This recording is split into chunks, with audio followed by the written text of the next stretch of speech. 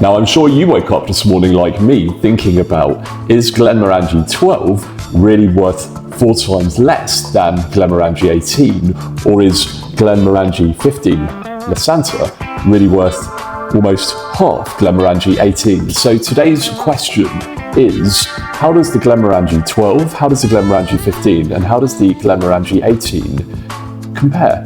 And what is the reason for the price distinction? I have only got in front of me today, however, the Glenmorangie Lasanta and the Glenmorangie 18, the Infinita, and for surprise extras, we've got the Glenmorangie 18 extra rare, but I've done separate videos on that, so I won't be talking about that today. Glenmorangie 12, I don't have the bottle because it's been finished, but price-wise, you can get it from J. Sainsbury or Tesco with your Nectar or Tesco card for 30 quid sometimes.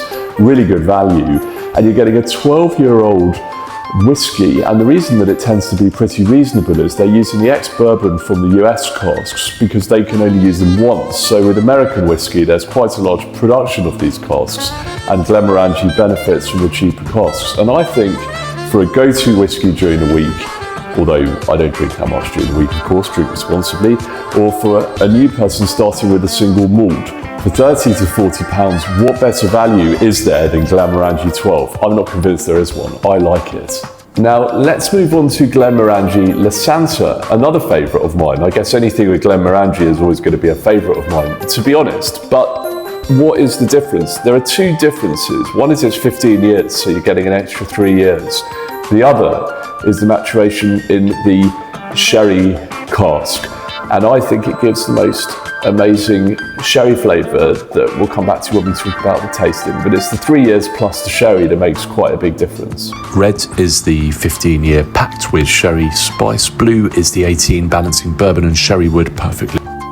And then finally, the 18 years, you're getting an extra 3 years on top of the 15. You can tell I'm good at maths, but it's the extra time that it's in the casks. It's still the ex-bourbon cask, it's still ex-sherry cask, but those extra years give it the opportunity. Whiskey is dissolving, so it's more complex and it creates a different flavour. So I'm in the whiskey lounge now, my whiskey lounge, where my cabinet is on the other side, and I'm testing Lasanta. Smells a bit citrusy, a little bit like Glenmorangie 12, but also rather sherry base, and of course that is because of the sherry casks. And now let's give it a taste.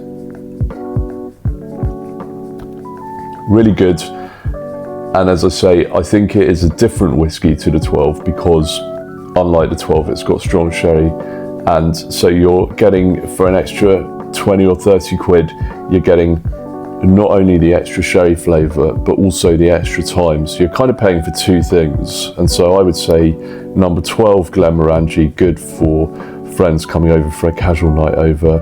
But the 15 might be a good one on a Friday or a Saturday night when you want to have something a bit more quality.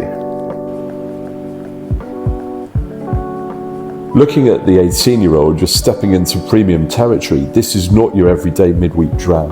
It's spending 18 years dissolving into woods and a beautiful, elegant floral note. Perhaps that's why I've got it sitting here looking pretty next to these flowers. It's definitely for a special occasion or for a special friend. My conclusion is, firstly, I love Glenmorangie. You know the history behind the tall stills and the fact that the distillery process means that when it rises, it leaves behind the kind of complex, heavy compounds, and it makes for a more delicate taste. That's Glenmorangie throughout.